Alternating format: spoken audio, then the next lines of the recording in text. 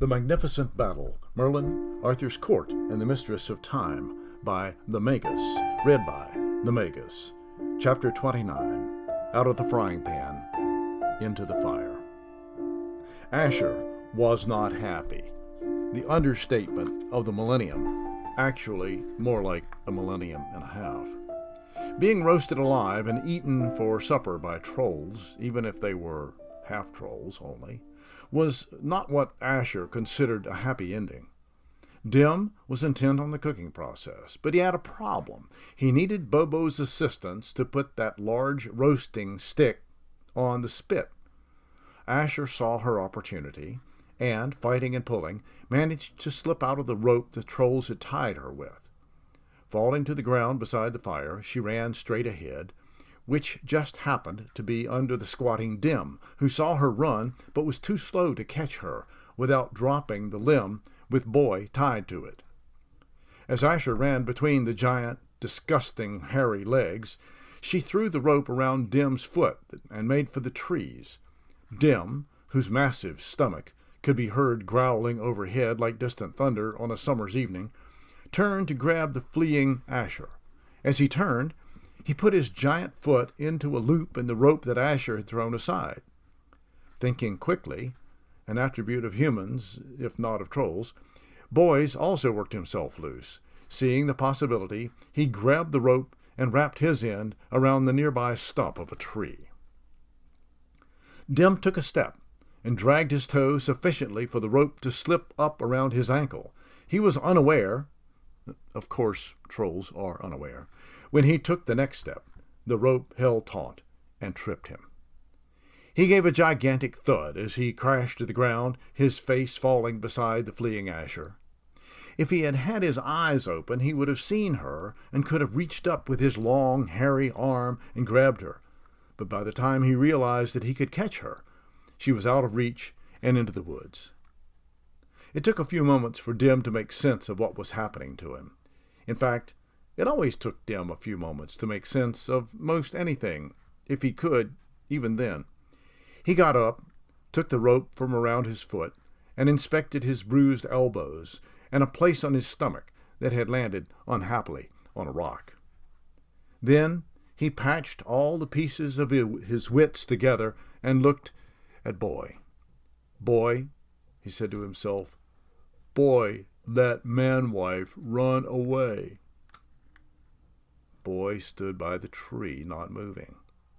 Krysta, from her vantage point, up in the hand of Bobo, saw the look of intense fear on his face. Dim began to move toward him. "Run, Boy!" she shouted. "Run!" Krysta's shouts seemed to free Boy from his immobility. He made a dash for the trees.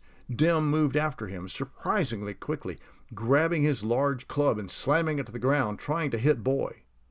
If he had done so, there would have been only a crushed carcass to throw on the fire. But Boy was quick, and Dim looked like a kid at a circus playing whack-a-mole. Dim whacked, Boy jumped. Dim whacked, Boy jumped. Boy's fully human speed and agility won the day. He managed to get into the woods on the other side of the fire from Ashur and out of Dim's feeble sight.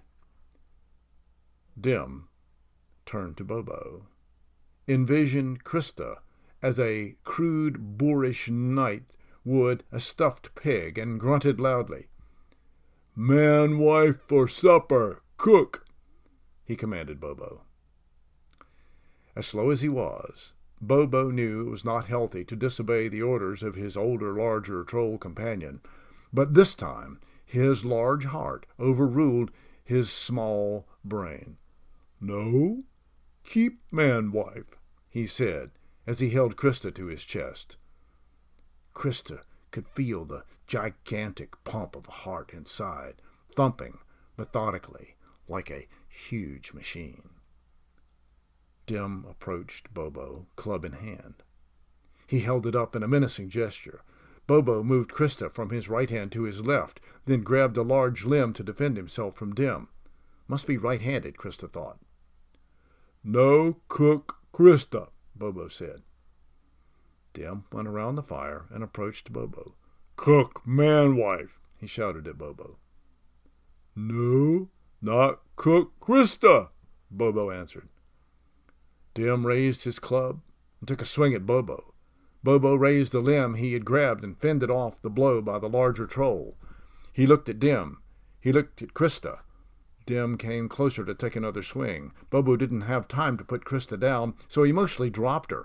She landed on the dusty ground. The impact knocked the breath out of her. She saw Dim take another swing at Bobo, and Bobo again blocked the club by moving almost too slowly behind it and out of the way. Bobo grabbed Dim's arm as he swung again. The air was filled with dust and guttural, unintelligible grunts and curses as the two gigantic creatures struggled.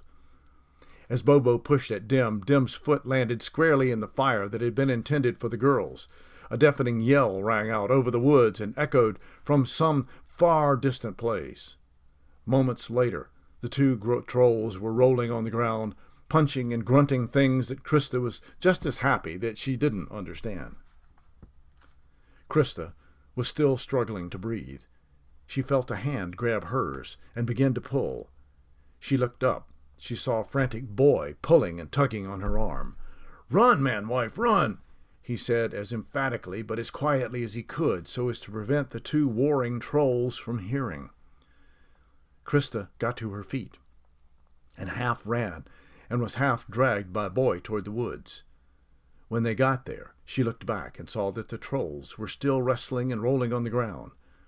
She knew they would both be mad when they saw she was gone. Dim, who was the hungrier of the two, and Bobo, who treated her as a child would a kitten. She hoped that Bobo would survive the fight.